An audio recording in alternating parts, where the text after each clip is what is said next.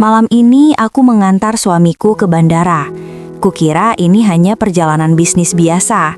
Tapi saat aku akan pulang, putraku yang baru berumur 7 tahun mencengkram tanganku erat-erat. Dia berbisik, "Ibu, jangan pulang ke rumah. Tadi pagi aku dengar ayah merencanakan sesuatu tentang kita. Tolong, kali ini ibu percaya sama aku."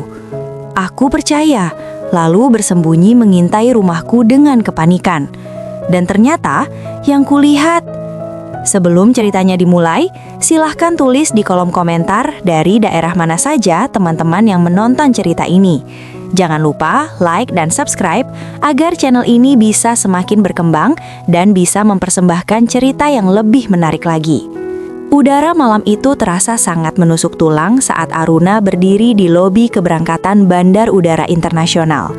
Cahaya lampu neon yang putih benderang terpantul pada lantai marmer yang mengkilap, menciptakan suasana yang terasa begitu steril dan dingin. Di hadapannya, Baskara, laki-laki yang telah menjadi suaminya selama hampir 10 tahun, berdiri dengan kegagahan yang selalu berhasil membuat Aruna merasa aman. Baskara mengenakan setelan jas berwarna biru gelap yang disetrika dengan sangat rapi. Tidak ada satupun kerutan yang terlihat pada pakaiannya, mencerminkan kepribadiannya yang selalu teratur dan penuh kendali. Di samping Aruna, putra tunggal mereka yang bernama Yuda berdiri dengan diam yang tidak biasa. Bocah laki-laki berusia 7 tahun itu mengenakan jaket tebal dengan tudung yang menutupi sebagian wajahnya. Tangan kecilnya menggenggam erat ujung pakaian Aruna, seolah-olah dia takut akan hanyut dalam keramaian orang-orang yang berlalu lalang membawa koper besar mereka. Baskara kemudian berjongkok di depan Yuda, memberikan senyum lebar yang memperlihatkan deretan giginya yang putih dan tertata sempurna.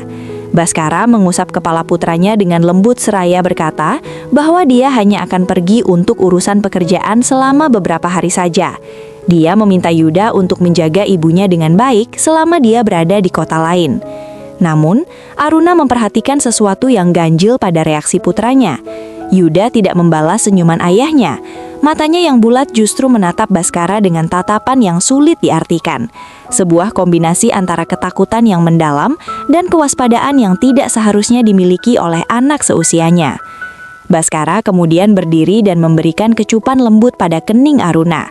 Dia membisikkan kata-kata cinta yang selama ini selalu menjadi penenang bagi hati Aruna setiap kali mereka harus berpisah sementara. Baskara berjanji akan segera menghubungi mereka begitu pesawatnya mendarat di tempat tujuan. Dengan langkah yang tegap dan penuh percaya diri, Baskara menarik koper kecilnya dan berjalan menuju pintu pemeriksaan keamanan. Aruna melambaikan tangan dengan perasaan haru, melihat punggung suaminya perlahan-lahan menghilang di balik kerumunan orang banyak. Setelah sosok Baskara benar-benar tidak lagi terlihat, Aruna menghela napas panjang.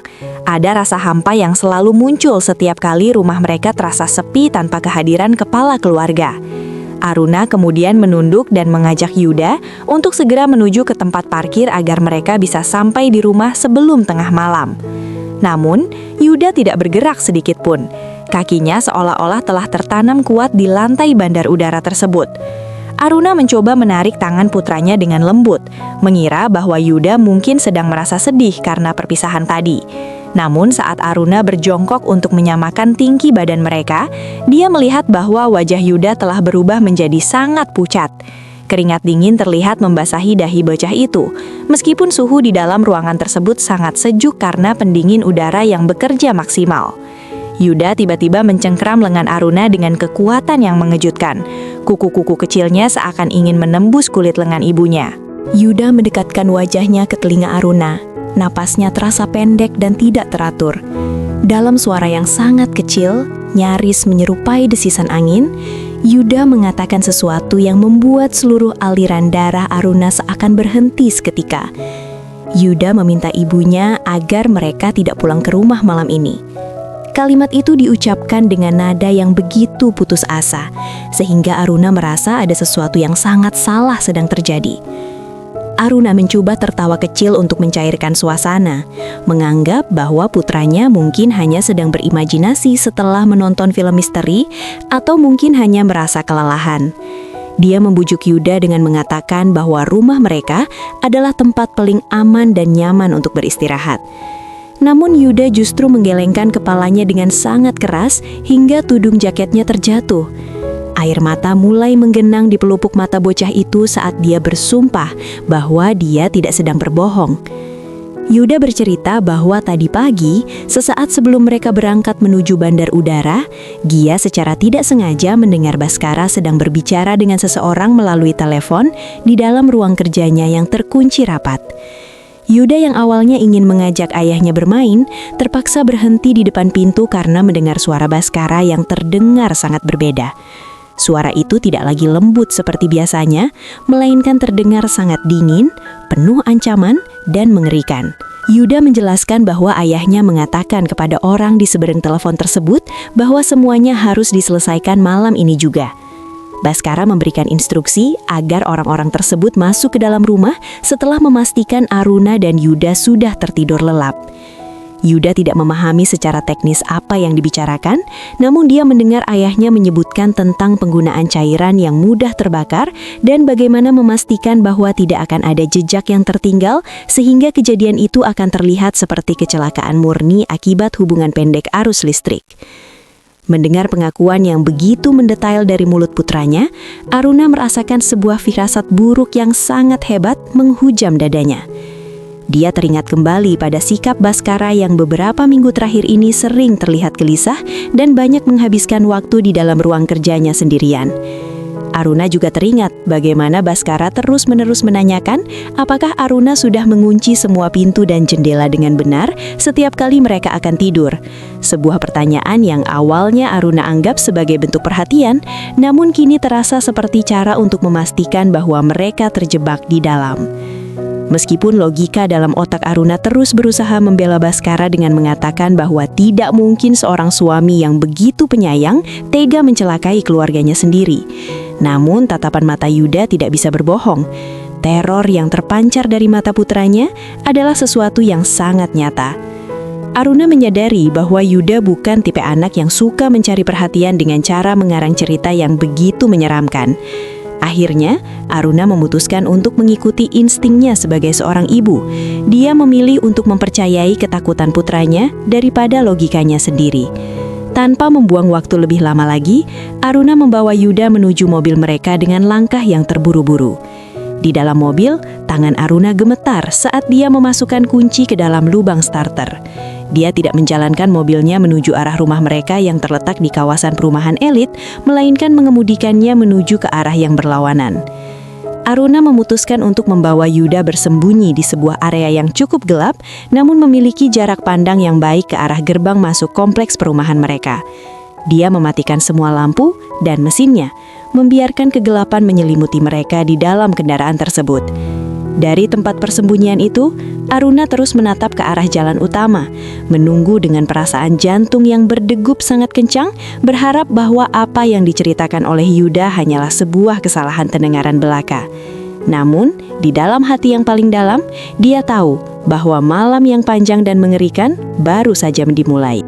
Keheningan di dalam kabin mobil yang gelap itu terasa begitu menyesakan, seolah-olah oksigen di sekitar Aruna dan Yuda perlahan-lahan menghilang. Jarum jam digital pada papan instrumen mobil menunjukkan pukul 10:20 malam. Aruna berusaha mengatur napasnya yang tersengal-sengal, sementara Yuda duduk meringkuk di kursi penumpang bagian belakang dengan tangan yang masih memeluk erat tas ransel kecilnya. Tidak ada suara yang terdengar selain detak jantung mereka yang beradu dan suara jangkrik dari semak-semak di pinggir jalan buntu tempat mereka bersembunyi. Aruna menatap lurus ke arah gerbang masuk kompleks perumahan mereka yang berjarak sekitar 100 meter di depan sana. Pikirannya melayang pada sosok Baskara. Dia mencoba mengingat kembali momen 10 menit yang lalu di bandar udara saat suaminya mencium keningnya dengan begitu lembut. Bagaimana mungkin bibir yang mengucapkan kata-kata kasih sayang yang sama bisa memerintahkan pembunuhan yang begitu kejam? Aruna mulai merasa bahwa dirinya mungkin sudah gila karena membiarkan imajinasi seorang anak kecil mengendalikan tindakannya. Dia sempat berpikir untuk menghidupkan mesin mobil dan pulang, meminta maaf kepada Yuda karena telah menakut-nakutinya. Namun, tepat saat keraguan itu mulai menguasai benak Aruna, sebuah cahaya lampu depan mobil muncul dari tikungan jalan utama. Aruna secara refleks menarik tubuhnya ke bawah, bersembunyi di balik kemudi sambil memberikan isyarat kepada Yuda untuk tetap menunduk dan jangan mengeluarkan suara sedikit pun. Sebuah kendaraan jenis minibus berwarna hitam legam dengan kaca yang sangat gelap, melaju dengan kecepatan yang sangat rendah. Kendaraan itu tidak menyalakan lampu isyarat saat berbelok masuk ke dalam kompleks perumahan mereka, sebuah perilaku yang sangat tidak wajar bagi tamu atau penghuni biasa pada jam selarut ini. Aruna mengintip dari celah jendela dengan perasaan was-was. Minibus itu berhenti tepat di depan pagar rumah nomor 17, rumah milik Aruna dan Baskara.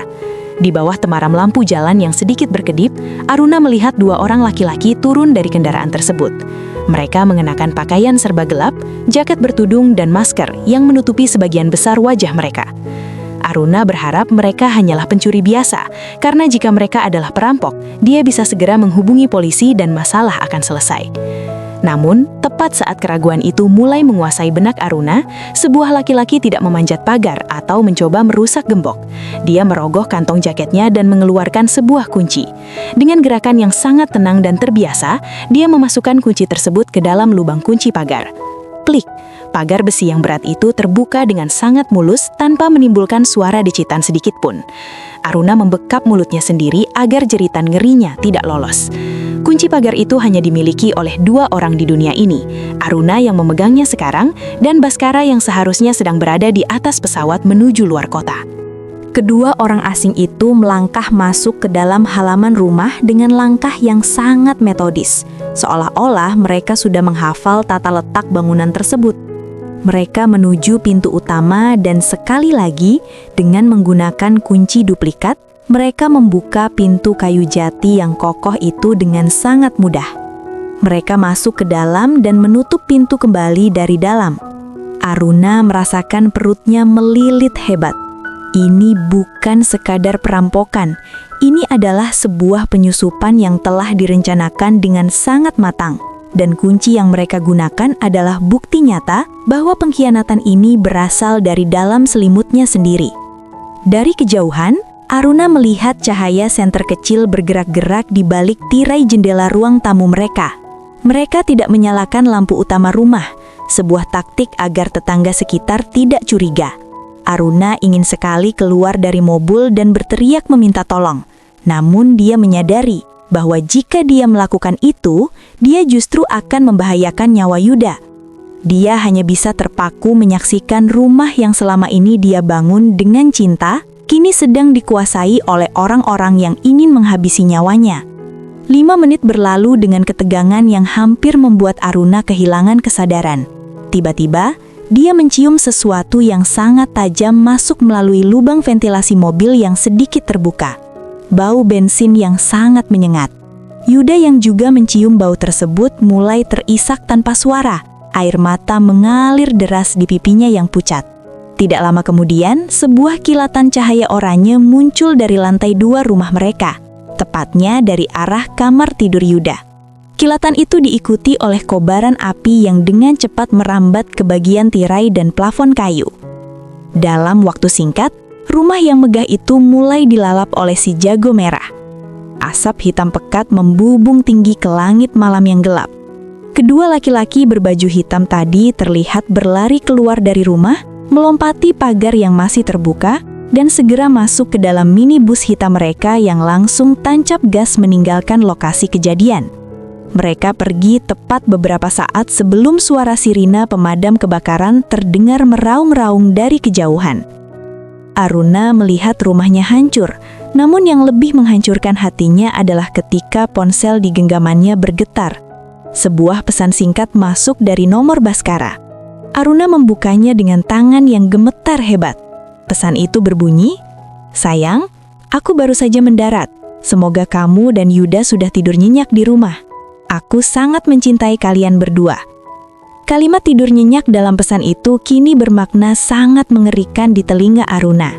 Baskara tidak sedang mengharapkan mereka beristirahat. Dia sedang mengharapkan mereka mati terpanggang di dalam sana saat mereka tidak sadarkan diri. Pesan itu adalah alibi terakhir yang sempurna untuk menunjukkan bahwa dia adalah suami yang penuh perhatian yang sedang berada jauh dari lokasi bencana. Aruna merasa ingin muntah. dunia yang dia kenal telah runtuh bersama abu rumahnya. Kini dia sadar, dia tidak bisa lagi meminta pertolongan pada siapapun yang mengenal Bhaskara, karena di mata dunia, suaminya adalah malaikat, sementara dia hanyalah sasaran yang seharusnya sudah lenyap malam ini. Aruna mematikan layar telepon genggamnya dengan perasaan mual yang tak tertahankan. Kata-kata cinta dari Bhaskara yang tertera di layar tadi terasa seperti racun yang merayap masuk ke dalam jiwanya. Di depan matanya, api semakin membesar, melalap atap rumah yang dahulu menjadi saksi bisu tawa mereka setiap pagi. Suara ledakan kecil terdengar saat kaca-kaca jendela pecah karena panas yang ekstrim, menyemburkan lidah api yang menjilat-jilat udara malam. Sirina mobil pemadam kebakaran kini terdengar sangat dekat, dibarengi dengan lampu biru dan merah yang berputar, memantul pada gedung-gedung di sekitarnya. Yuda masih meringkuk di kursi belakang, namun kini dia tidak lagi menangis. Anak itu menatap kobaran api dengan tatapan kosong, seolah-olah sebagian dari masa kecilnya ikut terbakar di sana. Aruna menyadari bahwa mereka tidak boleh terlihat di sana. Jika mereka muncul sekarang dan melaporkan apa yang terjadi, Bhaskara akan segera mengetahui bahwa rencananya gagal. Suaminya yang cerdik itu pasti akan memutarbalikkan fakta, menggunakan pengaruh dan kekayaannya untuk membuat Aruna terlihat seperti istri yang tidak stabil secara mental atau bahkan menuduhnya sebagai pelaku pembakaran itu sendiri. Dengan tangan yang masih gemetar, Aruna menghidupkan mesin mobil secara perlahan. Dia memutar kemudi dengan hati-hati, menjauhi kerumunan warga yang mulai berdatangan untuk melihat kebakaran tersebut. Dia mengemudi tanpa tujuan yang jelas di tengah kota yang mulai sepi. Pikirannya berpacu liar mencari tempat bernaung. Dia tidak bisa pergi ke rumah orang tuanya karena mereka sudah lama tiada. Dia juga tidak mungkin mendatangi kerabat dekatnya, sebab semua orang dalam lingkaran pergaulannya adalah rekan bisnis atau sahabat baik Bhaskara. Siapapun yang dia hubungi pasti akan langsung mengabari Bhaskara dengan niat baik yang justru akan menjadi jebakan mematikan bagi Aruna. Tiba-tiba, sebuah nama muncul di benak Aruna, Sitorus. Dia adalah seorang pengacara tua yang dahulu merupakan tangan kanan mendiang ayah Aruna. Ayahnya pernah berpesan, jauh sebelum beliau meninggal dunia, bahwa jika Aruna berada dalam kesulitan yang tidak bisa diselesaikan dengan uang atau kata-kata, dia harus mencari Sitorus. Aruna ingat ayahnya memberikan sebuah kartu nama usang yang disimpan di dalam dompet rahasianya. Aruna menepikan mobil di bawah lampu jalan yang remang-remang, merogoh tas tangannya, dan menemukan kartu itu. Alamatnya berada di kawasan Kota Tua, sebuah daerah yang penuh dengan bangunan kolonial yang terbengkalai. Selama perjalanan menuju Kota Tua, Aruna terus memantau kaca spion. Setiap kali ada lampu mobil yang muncul di belakangnya, jantungnya seolah-olah melompat keluar. Dia merasa setiap bayangan di pinggir jalan adalah mata-mata yang dikirim oleh Bhaskara. Yuda akhirnya tertidur karena kelelahan emosional yang luar biasa. Namun tidurnya tidak tenang, dia sesekali mengigau ketakutan. Aruna menggenggam kemudi dengan sangat erat hingga buku-buku jarinya memutih, mencoba meyakinkan dirinya sendiri bahwa dia harus kuat demi keselamatan putranya. Setelah berkendara selama hampir 1 jam, Aruna tiba di sebuah gang sempit yang diapit oleh ruko-ruko tinggi berarsitektur kuno. Di ujung gang tersebut, terdapat sebuah pintu kayu berwarna hijau kusam dengan papan nama kecil bertuliskan Kantor Hukum. Aruna mematikan mesin mobil dan mengamati situasi sekeliling. Daerah itu sangat sunyi, hanya ada suara tetesan air dari pipa yang bocor. Dia membangunkan Yuda dengan lembut, lalu mereka berjalan tergesa-gesa menuju pintu tersebut. Aruna mengetuk pintu kayu itu berkali-kali dengan perasaan cemas. Awalnya tidak ada jawaban, namun setelah beberapa menit, terdengar suara langkah kaki yang berat dari dalam. Pintu terbuka sedikit, hanya tertahan oleh rantai pengaman. Seorang laki-laki tua dengan rambut putih yang berantakan dan kacamata tebal mengintip dari celah pintu. Itu adalah Sitorus. Wajahnya terlihat terkejut saat mengenali wajah Aruna yang sembab dan kotor terkena abu. Tanpa sepatah kata pun, Sitorus segera membuka rantai dan menarik mereka masuk, lalu mengunci pintu kembali dengan beberapa slot pengunci besi. Di dalam kantor yang pengap dan penuh dengan tumpukan berkas tua itu, Aruna akhirnya menceritakan semuanya. Dia berbicara dengan suara yang terputus-putus, menceritakan tentang bisikan Yuda, minibus hitam, kunci duplikat, hingga pesan singkat terakhir dari Baskara. Sitorus mendengarkan dengan seksama tanpa memotong pembicaraan. Jemari tangannya yang keriput sesekali mengetuk meja kayu jati di depannya. Setelah Aruna selesai bercerita, keheningan menyelimuti ruangan itu selama beberapa saat. Sitorus kemudian mengambil sebuah map tebal dari lemari besi yang terletak di sudut ruangan. Dia menjelaskan kepada Aruna bahwa ketakutannya sangat beralasan. Sitorus mengungkapkan bahwa selama setahun terakhir, dia diam-diam telah mengawasi pergerakan keuangan Baskara atas permintaan terakhir mendiang ayah Aruna, yang rupanya sudah menaruh kecurigaan pada menantunya sendiri. Sitorus membeberkan kenyataan pahit bahwa Baskara sedang terlilit hutang yang sangat besar akibat investasi bodong di luar negeri dan perjudian kelas atas yang selama ini dia sembunyikan dengan sangat rapi di balik citra pengusaha suksesnya. Harta warisan Aruna yang tersimpan dalam bentuk perwalian adalah satu-satunya cara bagi Baskara untuk melunasi hutang-hutangnya. Namun sesuai dengan dokumen perwalian yang dibuat oleh ayah Aruna, harta tersebut hanya bisa dicairkan sepenuhnya jika Aruna meninggal dunia, atau jika Aruna menyetujui penyerahan kekuasaan secara penuh dalam keadaan sadar. Jika Aruna dan Yuda lenyap dalam sebuah kecelakaan seperti kebakaran, maka Baskara sebagai satu-satunya ahli waris yang tersisa akan memiliki akses tanpa batas terhadap seluruh kekayaan tersebut. Aruna merasa dunianya gelap gulita. Ternyata selama ini dia hanya dianggap sebagai selembar cek berjalan oleh laki-laki yang dia puja. Sitorus menegaskan bahwa mereka tidak bisa hanya melapor ke polisi sekarang, karena Baskara memiliki alibi yang sangat kuat dan jaringan koneksi yang luas di kepolisian. Mereka membutuhkan bukti fisik yang tidak terbantahkan. Sitorus kemudian menanyakan tentang sebuah kotak berangkas kecil yang selalu disimpan Baskara di ruang kerjanya. Aruna teringat bahwa berangkas itu terbuat dari bahan khusus yang tahan api. Sitorus menduga di dalam berangkas itulah tersimpan catatan transaksi gelap Baskara dan kontrak dengan orang-orang bayarannya. Sebuah asuransi yang selalu disimpan oleh orang-orang seperti Baskara untuk melindungi diri mereka sendiri. Kini rencana Aruna berubah. Dia tidak lagi hanya melarikan diri. Dia harus kembali ke reruntuhan rumahnya sebelum orang-orang Baskara kembali untuk mengamankan berangkas tersebut. Aruna menyadari bahwa dia sedang menantang maut. Namun di bawah bimbingan Sitorus, dia tahu bahwa ini adalah satu-satunya cara untuk menghancurkan Baskara dan mendapatkan kembali hidupnya. Sitorus memberikan Aruna sebuah alat komunikasi kecil yang tidak bisa dilacak dan berjanji akan mengatur perlindungan rahasia bagi Yuda selama Aruna melakukan misi berbahaya tersebut.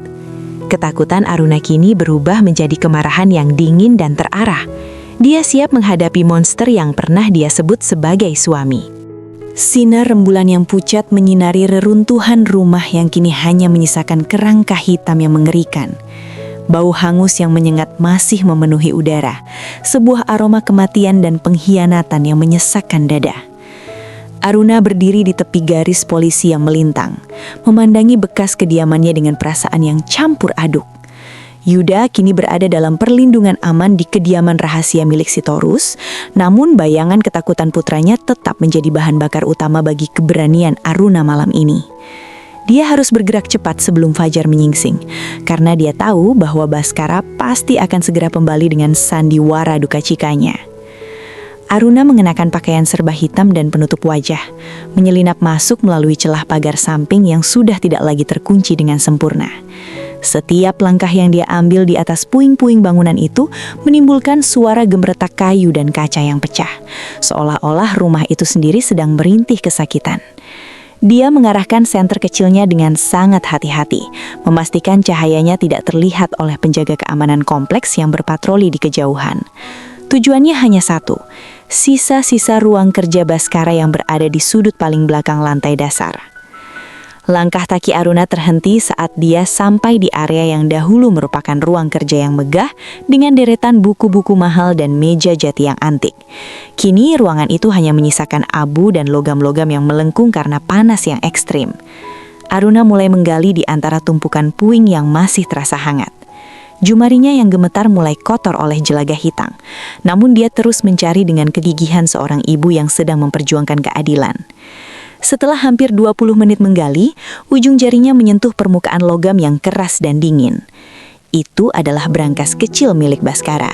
Seperti yang dikatakan Sitorus, brankas tersebut dibuat dari baja tahan api berkualitas tinggi, sehingga strukturnya tetap utuh meski dikelilingi oleh kobaran api yang dahsyat.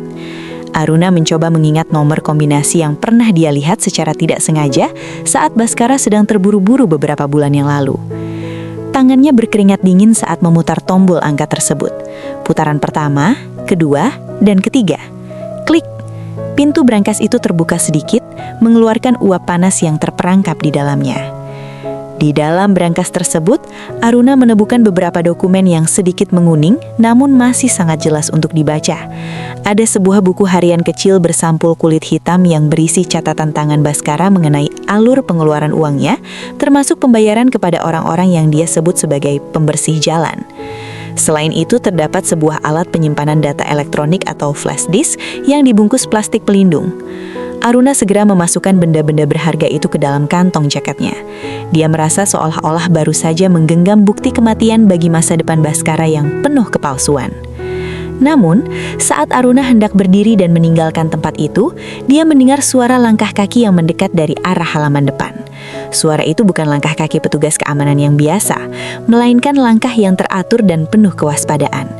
Aruna segera mematikan senternya dan merunduk di balik sisa-sisa dinding yang masih berdiri. Jantungnya berdegup sangat kencang hingga dia khawatir suara detakannya akan membocorkan keberadaannya. Dari celah reruntuhan, Aruna melihat 2 orang laki-laki masuk ke dalam area rumah tersebut. Mereka adalah orang yang sama dengan yang dia lihat dari minibus hitam beberapa jam yang lalu. Mereka kembali untuk mengambil brankas itu. Aruna menyadari bahwa mereka bekerja di bawah instruksi langsung dari Baskara untuk melenyapkan semua bukti sebelum pihak kepolisian atau asuransi melakukan investigasi mendalam. Salah satu dari mereka menggerutu karena tidak menemukan brankas itu di tempat yang seharusnya, sementara yang lainnya mulai menyisir area dengan lampu senter yang lebih terang. Aruna menyadari bahwa dia terjebak. Tidak ada jalan keluar yang aman tanpa melewati jangkauan pandangan mereka. Dia meraba saku jaketnya dan menemukan alat komunikasi yang diberikan oleh Sitorus.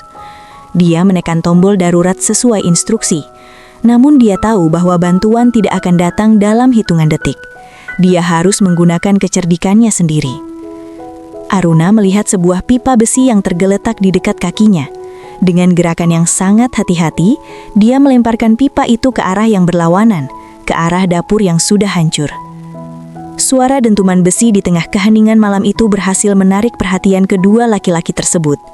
Mereka segera berlari menuju arah suara, mengira bahwa ada orang lain atau mungkin hewan yang bersembunyi di sana. Aruna tidak menyia-nyiakan kesempatan emas itu. Dia segera keluar dari tempat persembunyiannya dan berlari sekencang mungkin menuju pagar belakang yang berbatasan dengan hutan kota kecil. Napasnya terasa terbakar, namun ketakutan akan tertangkap membuatnya terus memacu kakinya melintasi puing-puing yang tajam. Aruna berhasil mencapai hutan kota dan menghilang di balik pepohonan yang rimbun tepat saat kedua laki-laki itu menyadari bahwa mereka telah tertipu. Dia terus berlari tanpa menoleh ke belakang sampai dia tiba di jalan raya utama, di mana sebuah mobil tua yang dikemudikan oleh asisten kepercayaan Sitorus sudah menunggu di bawah jembatan layang. Aruna masuk ke dalam mobil tersebut dengan tubuh yang lemas dan pakaian yang penuh debu serta jelaga. Dia menyerahkan buku hitam dan alat penyimpan data itu kepada asisten tersebut. Di dalam perjalanan kembali menuju tempat persembunyian, Aruna membuka buku hitam itu sebentar di bawah lampu kabin mobil. Dia menemukan sebuah fakta yang jauh lebih mengerikan daripada sekadar hutang judi. Baskara ternyata telah merencanakan kecelakaan ini sejak Yuda lahir. Ada catatan mengenai polis asuransi jiwa atas nama Aruna dan Yuda dengan nilai yang sangat fantastis, yang preminya dibayar secara diam-diam melalui rekening di luar negeri. Selama ini, Baskara tidak pernah mencintai mereka. Dia hanya sedang membesarkan investasi yang suatu saat akan dia panen melalui api. Aruna memejamkan mata, air mata kemarahan akhirnya jatuh membasahi pipinya. Dia bersumpah bahwa Baskara tidak akan pernah mendapatkan 1 sen pun dari rencana biadatnya ini. Mobil tua itu melaju membelah kegelapan menuju sebuah apartemen rahasia yang terletak di pinggiran kota, jauh dari jangkauan kerabat maupun rekan bisnis Baskara. Aruna duduk terdiam di kursi belakang, mendekap erat tas kecil yang berisi rahasia gelap suaminya. Tubuhnya terasa kaku, namun pikirannya bekerja lebih cepat dari sebelumnya. Sesampainya di apartemen tersebut, Sitorus sudah menunggu dengan sebuah komputer jinjing yang siap digunakan. Tanpa membuang waktu, Sitorus segera memasukkan alat penyimpan data elektronik yang ditemukan Aruna ke dalam mesin tersebut untuk membedah isinya. Layar monitor mulai menampilkan deretan berkas yang dilindungi oleh kata kunci. Sitorus, yang ternyata memiliki keahlian dalam bidang forensik digital, mulai bekerja dengan jari-jari yang lincah. Setelah beberapa menit yang menegangkan, sistem pengaman tersebut berhasil ditembus. Apa yang terpampang di depan mata Aruna jauh lebih busuk daripada sekadar masalah keuangan. Terdapat ribuan surat elektronik yang dikirimkan oleh Baskara kepada seorang pengacara di negara suaka pajak. Di dalam surat-surat tersebut, Baskara memberikan instruksi yang sangat mendetail mengenai cara mengalihkan seluruh aset warisan keluarga Aruna ke dalam sebuah yayasan fiktif yang hanya bisa diakses oleh dirinya sendiri. Yang lebih mengejutkan, Aruna menemukan sebuah folder berjudul Rencana Akhir. Di dalamnya terdapat salinan digital dari dokumen polis asuransi jiwa yang preminya telah ditingkatkan secara signifikan hanya 1 bulan sebelum kejadian kebakaran. Aruna membaca setiap baris dengan tangan gemetar. Baskara secara spesifik mengatur agar dana asuransi tersebut cair secara otomatis ke rekening di luar negeri jika terjadi kematian akibat bencana alam atau kebakaran rumah, tanpa perlu melalui proses pembuktian ahli waris yang rumit di dalam negeri. Segala sesuatu telah diperhitungkan. Baskara telah menyiapkan jalan keluar yang sangat rapi untuk dirinya sendiri setelah Aruna dan Yuda lenyap. Sitorus kemudian membuka berkas lainnya yang berisi rekaman suara hasil sadapan yang rupanya dilakukan oleh Baskara sendiri terhadap telepon rumah mereka. Aruna mendengar suaranya sendiri sedang berbicara dengan Yuda mengenai rencana liburan mereka tahun depan. Suara itu kemudian diikuti oleh komentar dingin Baskara dalam bentuk catatan suara digital yang mengatakan bahwa liburan itu tidak akan pernah terjadi. Aruna merasa seolah-olah dia sedang melihat sosok monster yang selama ini mengenakan topeng manusia di depannya setiap hari. Dia bukan hanya ingin uang itu, Aruna, kata Sitorus dengan nada yang sangat serius. Dia ingin menghapus keberadaan kalian sepenuhnya agar dia bisa membangun identitas baru di tempat lain tanpa ada beban masa lalu. Hutang-hutangnya di kasino ilegal itu sudah mencapai titik di mana nyawanya sendiri terancam.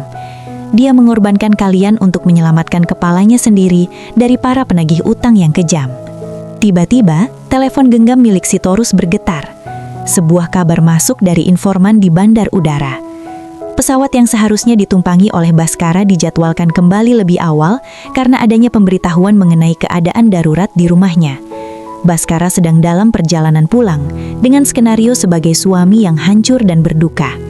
Dia akan segera tiba di lokasi reruntuhan untuk bertemu dengan polisi dan pihak asuransi. Sitorus menyadari bahwa ini adalah saat yang kritis. Jika mereka langsung melapor ke polisi sekarang, Baskara mungkin masih bisa melarikan diri menggunakan paspor palsu yang dia siapkan. Aruna mengambil keputusan yang sangat berani.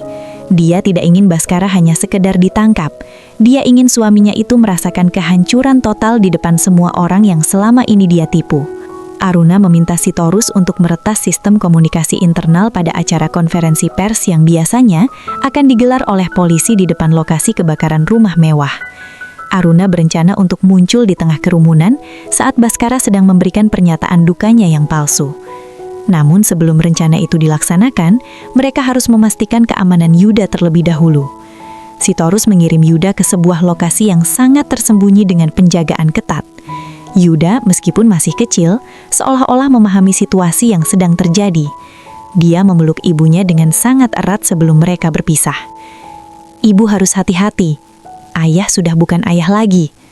Kata-kata itu menghujam jantung Aruna, memberikan tekad yang tidak tergoyahkan untuk menuntaskan perlawanan ini. Malam itu, Aruna menghabiskan waktunya dengan mempelajari setiap bukti yang mereka miliki. Dia berlatih untuk tetap tenang dan tidak meledak dalam kemarahan saat berhadapan dengan Baskara nanti. Dia tahu bahwa Baskara adalah sosok manipulator ulung yang bisa memutarbalikkan keadaan dalam sekejap jika Aruna terlihat lembah atau emosional. Aruna harus menjadi sosok yang dingin dan penuh perhitungan, persis seperti cara Baskara memperlakukan dirinya selama ini. Di sisi kota lain, Baskara mendarat di bandar udara dengan wajah yang diatur sedemikian rupa agar terlihat sangat terpukul.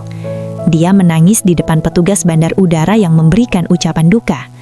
Di dalam hatinya, dia sedang tersenyum penuh kemenangan, membayangkan angka-angka di rekeningnya yang akan segera meledak. Dia tidak tahu bahwa di sebuah apartemen kecil yang gelap, istrinya sedang memegang kendali atas nasibnya. Aruna menatap foto pernikahan mereka yang dia bawa di dalam dompetnya, lalu dengan sengaja membakar foto itu dengan pematik api. Abu foto itu jatuh ke lantai, menandakan berakhirnya pengampunan Aruna bagi laki-laki itu. Besok, seluruh dunia akan melihat siapa sebenarnya Baskara, dan Aruna akan memastikan bahwa api yang dia nyalakan akan berbalik membakar dirinya sendiri. Matahari pagi menyembul di ufuk timur dengan cahaya yang terasa ironis, begitu cerah untuk sebuah hari yang akan menyaksikan kejatuhan seorang monster. Kawasan perumahan elit itu kini dipenuhi oleh garis polisi kuning dan kerumunan awak media yang haus akan berita tragis. Di depan reruntuhan rumah nomor 17 yang masih mengeluarkan sisa-sisa asap tipis, sebuah panggung darurat telah disiapkan untuk konferensi pers. Baskara berdiri di sana, dikelilingi oleh para pejabat kepolisian dan asisten pribadinya. Penampilannya sungguh meyakinkan sebagai seorang pria yang baru saja kehilangan dunianya. Matanya sembab, kemejanya berantakan, dan suaranya bergetar hebat saat mulai berbicara di depan puluhan kamera yang membidiknya. Saya tidak pernah membayangkan bahwa perjalanan bisnis yang saya lakukan untuk masa depan keluarga saya akan berakhir seperti ini, ucap Baskara dengan nada parau, sesekali menyeka air mata palsu yang jatuh di pipinya. Aruna adalah nafas saya, dan Yuda adalah segalanya bagi saya. Kehilangan mereka dalam tragedi pembakaran ini adalah beban yang terlalu berat untuk saya tanggung sendiri. Saya memohon kepada pihak berwenang untuk menyelidiki penyebab hubungan pendek arus listrik ini hingga tuntas agar tidak ada keluarga lain yang mengalami penderitaan yang sama. Di dalam sebuah mobil minibus yang terparkir tidak jauh dari kerumunan, Aruna menyaksikan siaran langsung tersebut melalui layar gawai. Dia mengenakan pakaian tertutup dengan kacamata hitam besar dan syal yang melilit lehernya. Di sampingnya, Sitorus sedang sibuk dengan peralatan komunikasinya, memastikan bahwa frekuensi pengeras suara dan layar besar yang dipasang oleh pihak kepolisian untuk keperluan presentasi teknis telah berada di bawah kendalinya. Amarah Aruna mendidih melihat betapa lihainya Baskara memainkan peran sebagai korban. Namun dia tetap diam sesuai instruksi Sitorus. Waktunya harus tepat. Baskara terus berbicara, bahkan mulai menceritakan rencana-rencana masa depan yang konon telah dia siapkan untuk istri dan anaknya. Sebuah sandiwara yang dirancang untuk memperkuat klaim asuransi jiwa yang akan segera dia ajukan. Namun, tepat saat Baskara sedang terisak dalam sesi tanya-jawab, layar besar di belakang panggung yang seharusnya menampilkan diagram teknis pemadam kebakaran tiba-tiba berkedip dan berubah gelap. Suasana menjadi riuh rendah karena gangguan teknis tersebut. "Mohon maaf atas gangguannya," ujar seorang petugas polisi. Namun kata-katanya terhenti saat layar tersebut kembali menyala. Kali ini yang muncul bukanlah diagram, melainkan sebuah rekaman video dengan sudut pandang yang sedikit miring. Ruangan di dalam video itu sangat dikenali oleh semua orang. Itu adalah ruang kerja pribadi Baskara yang katanya terbakar habis. Di dalam video tersebut, Baskara terlihat duduk dengan tenang di mejanya. Tidak ada sedikit pun raut kesedihan. Dia sedang memegang sebuah botol kimia dan berbicara melalui telepon dengan nada suara yang dingin dan berwibawa. Sangat kontras dengan suaranya yang parau di panggung saat ini. Pastikan mereka sudah tidak sadar sebelum kalian menyiramkan bensinnya. Suara Baskara di dalam video itu menggema melalui pengeras suara yang telah diretas oleh Sitorus, terdengar sangat jelas di seluruh area perumahan. Aku butuh kejadian ini terlihat seperti kecelakaan murni.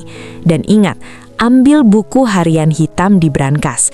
Itu adalah satu-satunya bukti transaksi kita yang tersisa. Jika kalian berhasil, sisa uangnya akan masuk ke rekening kalian setelah aku mengklaim dana asuransi di luar negeri. Keheningan yang mematikan langsung menyelimuti kerumunan tersebut. Semua mata, termasuk kamera-kamera televisi yang sedang menyiarkan secara langsung ke seluruh negeri, kini tertuju pada Baskara. Wajah pria itu berubah dari pucat seperti kertas. Dia mencoba berteriak agar operator mematikan layar tersebut, namun Sitorus telah mengunci aksesnya. Rekaman itu berlanjut menampilkan Baskara yang sedang menghitung tumpukan uang tunai dan menyerahkannya kepada dua laki-laki yang mengenakan pakaian serba hitam. Dua pria yang sama dengan penyusup yang dilihat Aruna malam itu.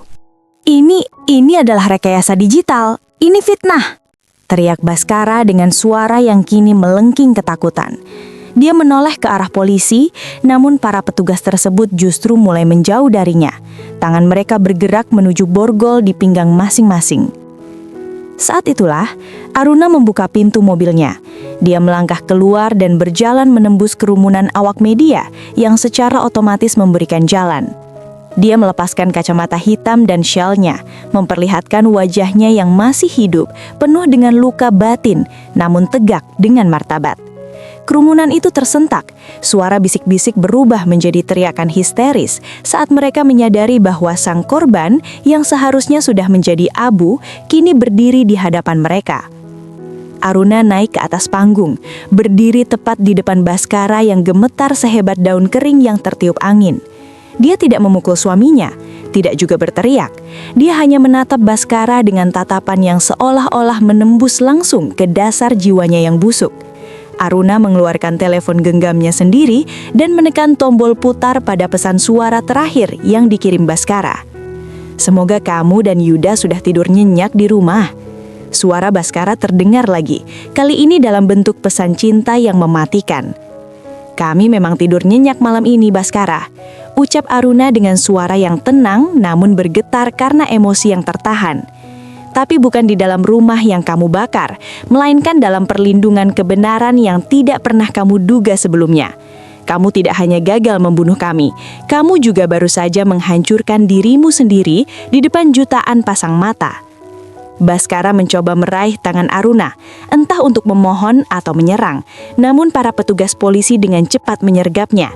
Kedua tangannya ditarik ke belakang dan suara denting borgol baja yang mengunci pergelangan tangannya terdengar seperti vonis kematian bagi karir dan kebebasannya. Awak media berebut untuk mengambil gambar saat pria yang baru saja berakting sebagai suami berduka itu diseret menuju mobil tahanan dengan pengawalan ketat. Di tengah kekacauan itu, Aruna melihat Sitorus memberikan anggukan kecil dari kejauhan. Namun Aruna tahu, ini belum benar-benar berakhir. Dia menyadari ada satu hal yang hilang dari brankas semalam. Sebuah dokumen kepemilikan aset di luar negeri yang tidak ada di dalam alat penyimpan data. Saat Baskara dimasukkan ke dalam mobil, pria itu sempat menoleh ke arah Aruna dengan senyum menyeringai yang mengerikan. Sebuah tanda bahwa monster itu masih memiliki kartu truf yang dia sembunyikan. Aruna menyadari bahwa perjuangannya untuk membersihkan seluruh jejak pengkhianatan ini masih membutuhkan satu langkah besar terakhir sebelum dia benar-benar bisa bernafas lega. Gema sorak-sorai media dan kilatan kamera perlahan memudar saat mobil tahanan yang membawa Baskara melaju pergi meninggalkan kepulan debu di atas reruntuhan. Namun bagi Aruna, kemenangan di atas panggung itu terasa seperti lapisan gula tipis di atas kenyataan yang masih sangat pahit. Meskipun Baskara telah mengenakan seragam tahanan, senyum menyeringai yang diperlihatkan pria itu sebelum pintu mobil tertutup terus membayangi pikirannya. Aruna menyadari bahwa monster seperti Bhaskara tidak akan pernah membiarkan dirinya jatuh tanpa rencana cadangan. Sitorus menghampiri Aruna dengan wajah yang tidak menunjukkan kegembiraan sedikit pun. Dia menarik Aruna menjauh dari kerumunan, menuju ke tempat yang lebih sunyi di bawah bayangan pohon besar di ujung kompleks. Sitorus membisikkan sesuatu yang membuat jantung Aruna kembali berdegup kencang. Data yang mereka ambil dari alat penyimpan data elektronik di brankas ternyata memiliki protokol penghancuran otomatis. Sebagian besar berkas mengenai lokasi aset fisik di luar negeri mulai menghilang secara permanen tepat setelah Sitorus melakukan akses terakhir. Bhaskara telah memasang bom waktu digital. Dia menggunakan sistem enkripsi yang terhubung dengan detak jantung atau aktivitas darinya, kata Sitorus dengan nada frustrasi. Begitu dia ditangkap dan namanya muncul dalam berita utama sebagai tersangka, sistem itu memicu penghapusan massal. Dia ingin memastikan bahwa jika dia tidak bisa memiliki harta itu, maka kamu pun tidak akan pernah bisa menyentuhnya. Dan yang lebih berbahaya, ada aliran dana besar yang keluar tepat 10 menit yang lalu ke sebuah rekening anonim yang diduga milik tentara bayaran. Aruna merasakan firasat buruk yang luar biasa. Jika Bhaskara masih memiliki akses untuk mengirim uang, itu berarti ada pihak ketiga yang masih bergerak di luar sana. Tiba-tiba, telepon genggam rahasia milik Aruna bergetar. Itu adalah panggilan dari pengawal yang menjaga Yuda di rumah persembunyian. Suara di seberang telepon terdengar sangat panik, di tengah suara gaduh yang menyerupai tembakan dan benturan benda keras. Pengawal itu berteriak bahwa lokasi mereka telah diserang oleh sekelompok orang bersenjata tak terkenal yang mencoba membawa paksa Yuda. Darah Aruna seakan mendidih. Dia menyadari sekarang bahwa sandiwara duka Bhaskara di panggung tadi hanyalah pengalih perhatian agar orang-orangnya bisa menemukan dan menculik Yuda. Yuda adalah kunci terakhir. Sesuai dengan dokumen perwalian yang asli, jika Aruna masih hidup namun Yuda berada dalam penguasaan wali yang sah secara hukum, dalam hal ini Bhaskara, jika dia bisa memutarbalikkan situasi atau orang suruhannya, maka aset tersebut masih bisa dinegosiasikan. Bhaskara ingin menjadikan putra mereka sendiri sebagai sandara untuk menukar kebebasannya atau setidaknya memastikan pelariannya ke luar negeri. Tanpa menunggu instruksi dari polisi, Aruna berlari menuju mobil Sitorus. "Kita harus ke sana sekarang juga," teriak Aruna. Sitorus segera menghidupkan mesin dan memacu kendaraan dengan kecepatan tinggi, mengabaikan semua rambu lalu lintas. Di dalam perjalanan, Sitorus mencoba melacak koordinat kendaraan yang digunakan oleh para penculik melalui sinyal pelacak yang secara diam-diam telah dia pasang pada jaket Yuda sebelum mereka berpisah. Titik merah di layar monitor menunjukkan bahwa mereka bergerak menuju pelabuhan tikus di pinggiran kota, tempat di mana kapal-kapal cepat sering digunakan untuk penyelundupan. Aruna menggenggam erat pipa besi kecil yang dia temukan di bawah kursi mobil, satu-satunya senjata yang dia miliki saat ini. Dia tidak lagi merasa seperti seorang istri yang teraniaya. Dia telah berubah menjadi seorang ibu yang siap mencabik siapapun yang berani menyentuh putranya. Sitorus terus berkoordinasi dengan detektif kepercayaan yang memiliki integritas, meminta bantuan penangkapan di area dermaga tanpa melalui jalur birokrasi yang mungkin sudah disisipi oleh orang-orang Bhaskara. Saat mereka tiba di pelabuhan yang kumuh dan bau amis itu, hari mulai gelap karena mendung yang tebal. Aruna melihat sebuah mobil minibus hitam, jenis yang sama dengan yang membakar rumahnya, terparkir di dekat sebuah gudang tua yang langsung menghadap ke laut lepas. Dari kejauhan, dia melihat sosok kecil Yuda yang sedang diseret oleh dua orang pria menuju sebuah perahu motor yang sudah dalam keadaan mesin menyala. Yuda berusaha meronta, kakinya menendang-nendang udara. Namun, kekuatan anak kecil itu tidak sebanding dengan cengkeraman para pria dewasa tersebut. "Yuda!" teriak Aruna dengan segenap kekuatannya. Suaranya membelah kesunyian pelabuhan, memantul di antara kontainer-kontainer besi yang berkarat. Para penculik itu tersentak dan menoleh. Salah satu dari mereka mengeluarkan senjata api dan mulai mengarahkannya ke arah Aruna.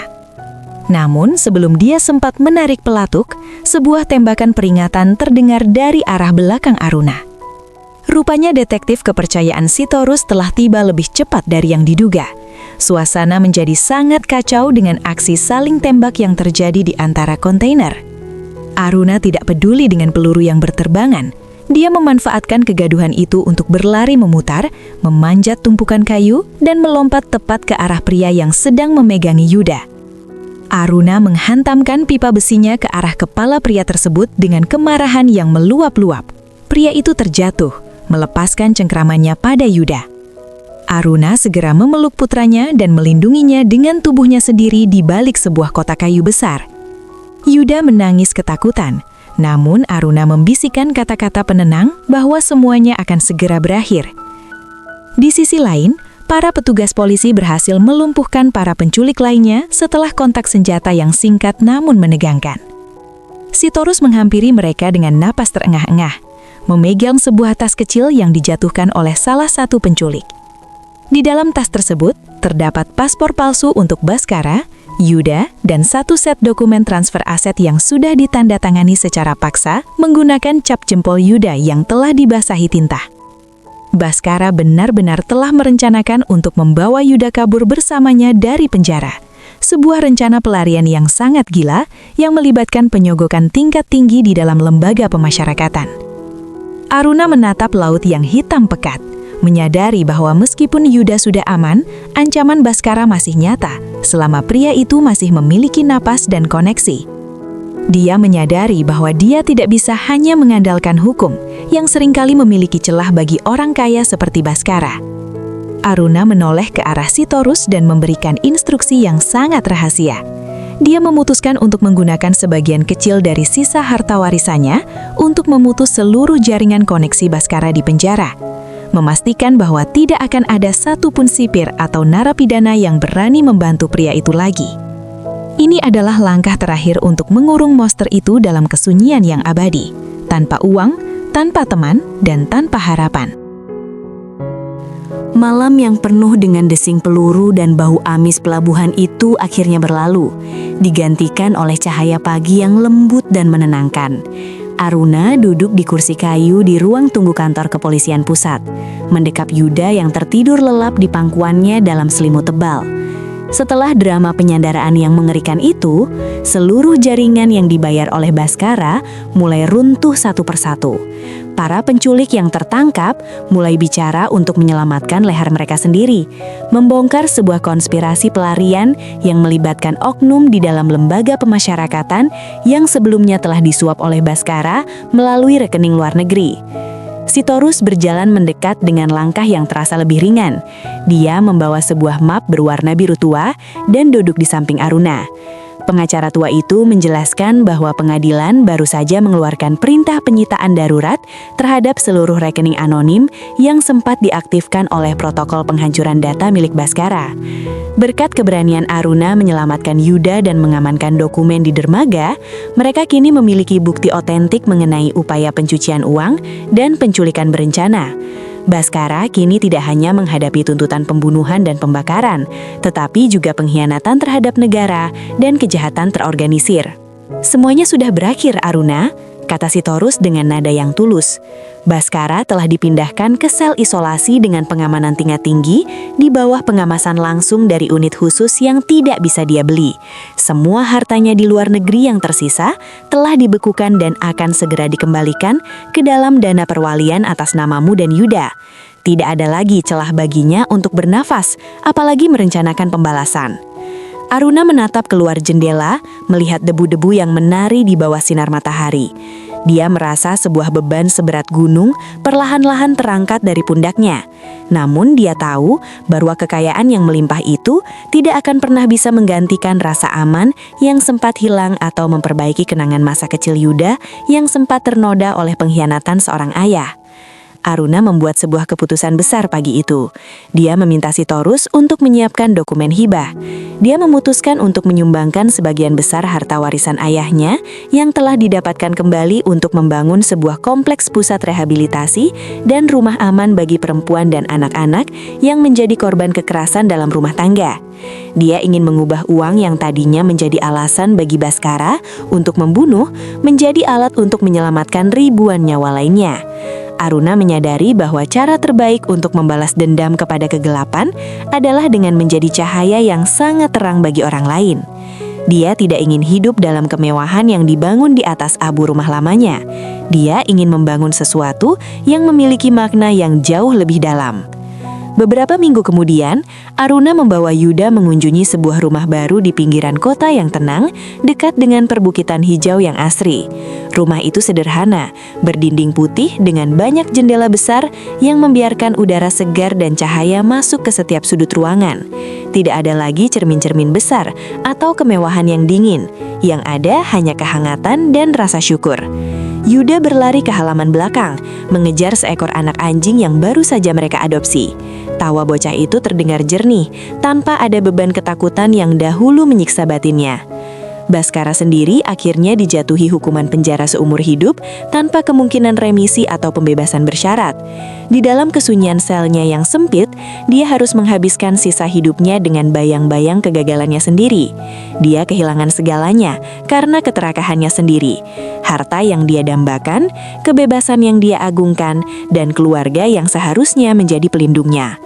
Aruna tidak pernah mengunjunginya ke penjara, dan dia juga tidak mengizinkan Yuda untuk melihat ayahnya lagi. Baginya, laki-laki bernama Baskara itu sudah lama mati di dalam api yang dia nyalakan sendiri malam itu di rumah nomor 17. Saat matahari mulai terbenam di balik perbukitan, Aruna berdiri di teras rumah barunya sambil memegang secangkir teh hangat. Dia melihat Yuda yang melambaikan tangan ke arahnya dari kejauhan dengan wajah yang ceria. Aruna tersenyum, sebuah senyuman yang tulus dan penuh kedamaian yang sudah lama hilang dari wajahnya. Dia teringat kembali pada bisikan Yuda di bandar udara waktu itu. Sebuah bisikan yang awalnya terdengar seperti teror, namun ternyata adalah suara malaikat yang menyelamatkan hidup mereka. Kini tidak ada lagi rahasia di balik pintu yang terkunci, tidak ada lagi ancaman di balik pesan cinta yang palsu, dan tidak ada lagi api yang perlu ditakuti. Aruna telah belajar bahwa kekuatan seorang ibu tidak diukur dari berapa banyak harta yang dia miliki, melainkan dari sejauh mana dia bersedia berjuang untuk melindungi kebahagiaan anaknya.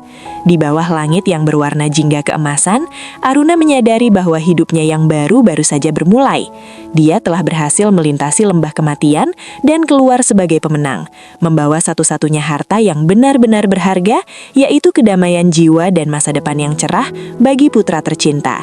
Semuanya sudah benar-benar selesai, dan malam ini, untuk pertama kalinya setelah sekian lama, mereka benar-benar akan tidur dengan sangat nyenyak dalam pelukan keamanan yang sejati.